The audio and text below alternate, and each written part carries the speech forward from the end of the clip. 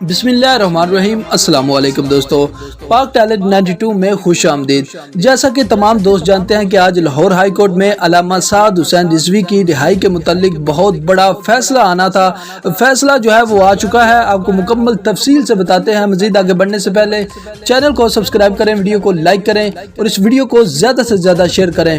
ناظرین، آپ جانتے ہیں کہ کچھ دن پہلے لاہور ہائی کورٹ نے یہ حکم دیا تھا کہ علامہ سعد حسین رضوی کو رہا کر دیا جائے، لیکن حکومت کی جانب سے علامہ سعد حسین رضوی کو رہا نہیں کیا گیا تھا اور یہ کہا گیا تھا کہ سنگل جو بینچ ہے وہ علامہ سعد حسین رضوی کے کیس کی سماعت نہیں کر سکتا، جس کے بعد لاہور ہائی کورٹ نے علامہ سعد حسین رضوی کی رہائی کے لیے 2 رکنی بینچ تشکیل دیا اور آج اس 2 رکنی بینچ نے علامہ سعد حسین رضوی کے کیس کی سماعت کی۔ سماعت کے دوران 2 رکنی بینچ کا یہ کہنا تھا کہ ہمارا علامہ سعد حسین رضوی کی رہائی کے ساتھ کوئی بھی تعلق نہیں۔ علامہ سعد حسین رضوی کی رہائی تب ہی ممکن ہو سکے گی جب حکومت اپنا جو ریفرنس ہے اس کو واپس لے گی۔